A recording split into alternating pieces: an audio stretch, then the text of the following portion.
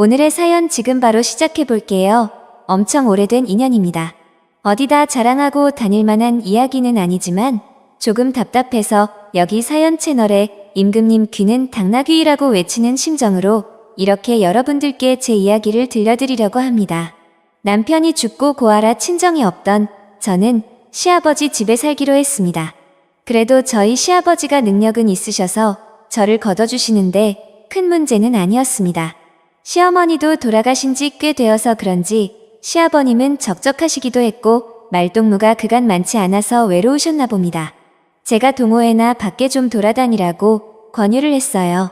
그러더니 곧잘 친구들을 사귀시곤 집에 와서 자주 노시더라고요. 시아버님과 나이 차이는 조금 나는 편이기는 했지만 시아버님께는 그 주변 지역에서 말 터놓고 지낼 유일한 사람이었기 때문에 친하게 지내게 되셨다고 하네요. 시아버님을 형님 하면서 잘 따르기도 했고 다행히 둘이서 잘 맞아서 둘이서 같이 놀러 다니고 그러셨어요. 그 인연이 이어져서 저희 집에서 자주 술을 드시곤 했습니다. 저희 집에 자주 놀러 와서 지냈던지라 그리고 볼 때마다 이뻐해주고 용돈도 주고 했던 분이셨어요. 부담스러운 느낌이 아니라 오히려 저는 좋은 삼촌이 생겼다고 생각했어요. 꽤 오랜 시간 같이 있다 보니 사실상 시아버님 다음으로 많이 만나던 사람이 삼촌이었습니다. 나이가 중후하지만 분위기 있던 스타일이라서 어느 정도 호감은 있었어요. 그 정도 어렴풋이 기억이 나네요. 제가 서울에 있는 회사에 다시 들어가면서 저희 시아버님도 은퇴를 하시게 되었고 그렇게 저희는 서울로 이사를 하게 되었어요. 시아버님과 삼촌 두 분 다 속상해했지만 한국인데 못 만날 게 어디 있나며 서로를 위로했습니다. 그런데 저는 솔직히 조금 아쉽더라고요. 속으로는 삼촌을 조금 좋아하고 있었나 봐요. 그게 너무 아쉬웠어요. 삼촌 또한 제 손을 잡으면서 건강하게 잘 지내라면서 눈시울이 붉어지셨는데 그날 그때 얼굴이 아직도 기억에 선명하게 남아 있습니다. 그 영향을 받아서 저는 지금도 솔직히 중년 남성이 제 취향이 되었습니다. 그런데 연상이라는 게 사실 나이차가 한두 살 많은 연상을 말하는 게 아니었어요. 서울 가서도 연애를 하면서는 또래 남자들과 연애를 하기는 했지만 무언가 저를 채우지 못하는 것이 있었어요. 속으로 아쉬움은 많았지만 제 취향을 들킬 수 없어서 숨기기만 했어요. 남들하고 똑같이 나의 비슷한 직장인 애인을 만나게 되었습니다. 남편을 보내고 솔직히 별로 관심도 없었어서 연애를 하지 못했는데 주변에서 안타까워해서 시작한 연애이기도 했어요. 그래도 나를 받아준 사람이라 내심 많이 좋아하기도 했고 마음도 많이 썼습니다. 최선을 다하긴 했지만 한참 때인 나이인데도 흥분이 잘 안 되더라고요. 물도 잘 안 나오고요. 그래도 그때 애인이 저를 많이 위해주고 기다려주고 어떻게든 흥분시켜보려고 이것저것 노력도 많이 했습니다. 도무지 애인한테 나는 연상이 아니면 안 될 것 같다는 말이 도저히 안 나오더라고요. 그 애인이 나쁘다고 생각하진 않는데 그도 사람인데 당연히 답답하고 힘들었겠지요. 결국 그는 저를 두고 다른 여자를 만나더라고요. 잡으려 했지만 그는 마음의 상처를 크게 주고 저를 떠났어요. 저를 위해 그만큼 희생해준 좋은 사람이었던 애인이 나를 두고 어떻게 양다리를 걸칠 수가 있나 하는 배신감이 더 컸죠. 게다가 남편을 보내고 첫 애인이었기에 애인의 바람에 저는 우울에 빠지게 되었고 그때 카카오톡도 연락처도 핸드폰에 있던 모든 걸 지워버리고 한동안 방황을 했어요. 그렇게 허무한 시간들을 보내다가 시간이 지나니까 해결이 되더라고요. 그리고 나서 다시 백업해둔 연락처를 정리하면서 카카오톡도 설치하고 정상적인 삶으로 되돌아갈 준비를 하고 있었습니다. 마지막 백업을 해둔 게 너무 오래 전이었어서 그동안의 친구 목록이 다 사라져 있었지요.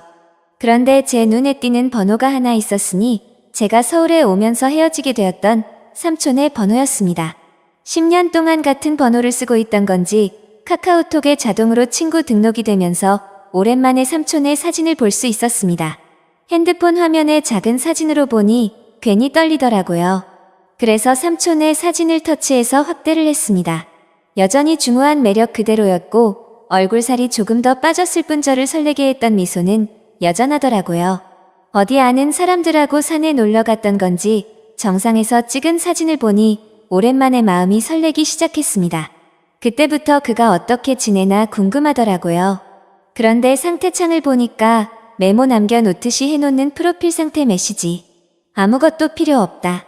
라고 약간 쓸쓸해 보이는 구절을 상태 메시지로 남겨놨더라고요. 그리고 프로필 사진으로 되어 있는데 그게 올려보면 옛날에 해놓은 거고 사진들도 다 볼 수 있었거든요. 그런데 사진이 하나도 남아있지 않은 겁니다. 지금 프로필로 되어 있는 사진을 제외하면 말이죠. 그때 직감적으로 삼촌에게 무슨 일이 있는 건가 하는 생각이 들었습니다. 저는 애인에게 받은 상실감 때문이었을까요? 아니면 그 애인과 그렇게 노력을 하며 오랫동안 사랑을 나누는데도 한 번을 만족을 못했던 게 사실은 마음속에 오래전부터 그를 품고 있었기 때문이었을까요? 무작정 짐 싸들고 삼촌이 살고 있던 예전 그 동네로 향했습니다. 하도 오랫동안 이어온 인연이다 보니 어디 사는지도 다 알고 있었는데 삼촌 집에 찾아가니 모르는 사람이 나오더라고요. 10년 삼촌과 떨어져 지낸 시간이 너무 길어서였던 걸까요?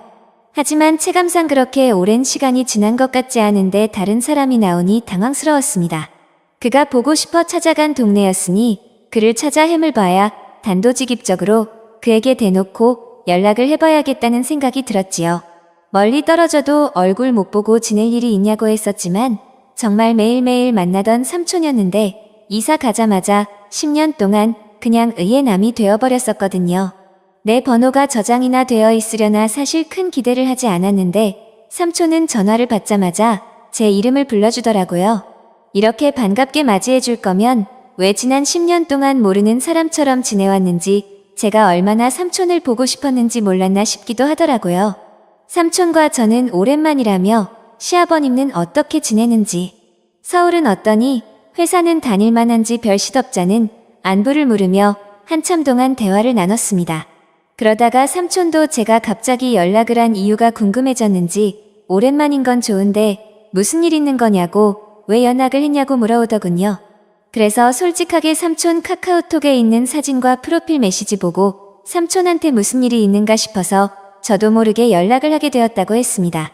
그러니 삼촌이 제 말을 듣고는 뭔가 쓸쓸하게 웃으면서 별일 없다고 하더라고요.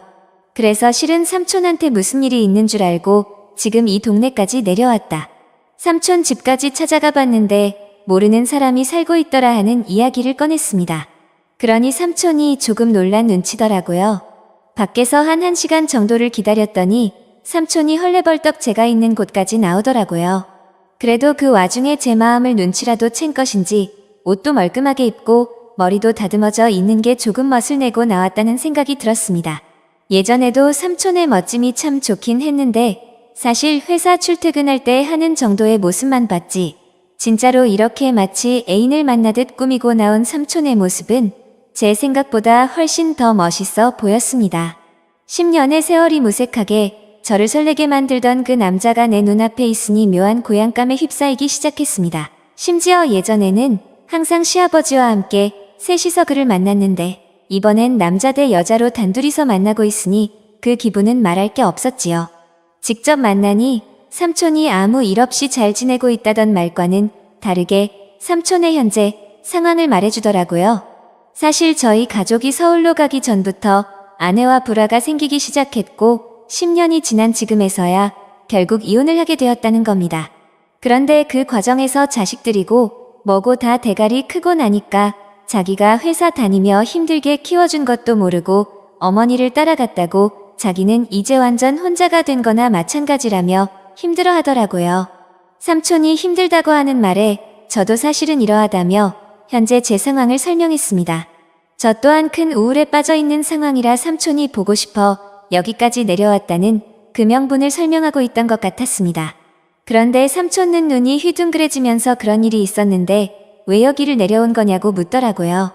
그래서 삼촌에게 커피 말고 같이 술이나 한잔하자고 같이 술 마셔주면 다 이야기를 해주겠다고 말했습니다.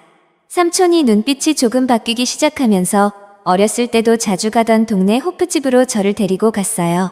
여기가 음식도 맛이 좋긴 하지만 일단 이야기하기 좋은 벽 쪽으로 자리를 잡았어요. 칸마다 나누어져 있고 조용히 단둘이 이야기 나누기에는 이곳만큼 좋은 곳이 없었거든요. 그때 저도 솔직히 삼촌과 조금씩 저에게 마음을 열고 있다는 생각이 들기도 했습니다. 삼촌이 저랑 술 같이 마시니 뭔가 묘하다고 하더라고요.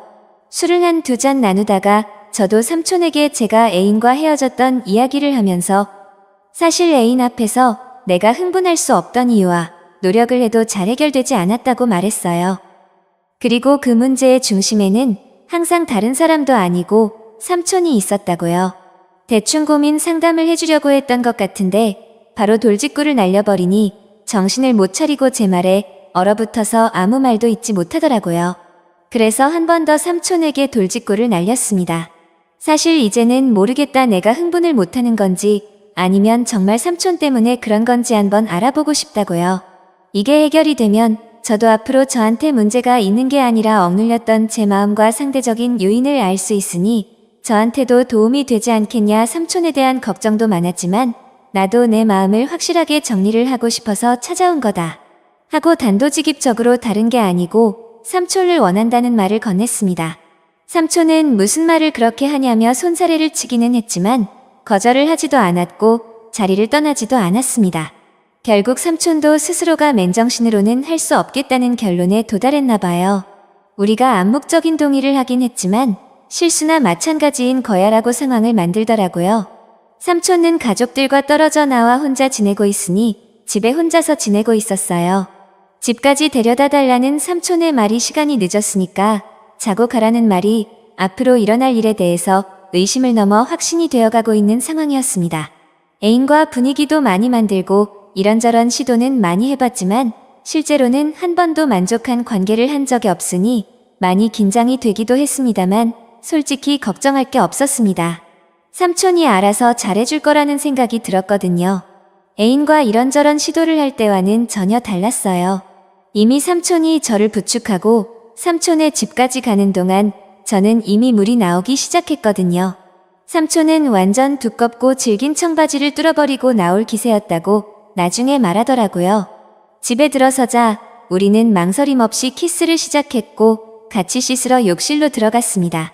씻는 도중에도 참지 못하고 뒤에서 저에게 사정없이 그간 쌓였던 욕구를 풀기 시작했어요. 씻고 나와서도 힘이 남아도는지 저를 번쩍 들더니 불도 켤 시간도 없이 사랑을 끊임없이 나눴어요. 저는 머리가 망가져버린 느낌을 마지막으로 기억한 채로 잠에 들었습니다. 다음 날 아침이 돼서야 삼촌은 걱정이 되기 시작했나 봅니다. 실수라고 하기에는 이미 서로가 의도한 대로 되었다는 걸 알고 있기에 후회해도 이미 때는 늦은 상황이었으니 말입니다. 저도 직장인이기에 결국 주말을 보내고 나서 서울로 돌아가야 했습니다.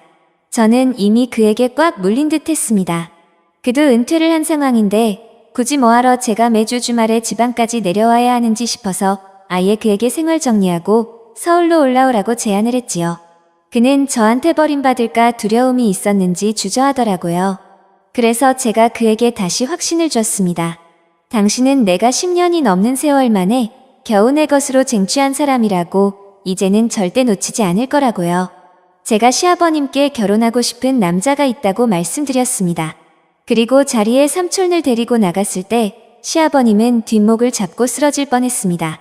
어차피 저는 취직 후에는 집에서 나와 혼자 살고 있었는데 집에서는 허락받지 못한 만남이기에 결국 삼촌과 둘이 살림을 합쳐서 지내게 되었지요. 언젠가는 시아버님도 저와 삼촌의 사이를 인정해줄 그날이 올 거라 믿고 있습니다. 그때까지 시간이 걸리겠지만 지금은 최선을 다해서 지금의 만족스러운 삶을 유지해 보려고 합니다. 오늘의 사연은 여기까지네요. 긴 사연 끝까지 들어주셔서 감사합니다. 구독과 좋아요 잊지 말아주세요.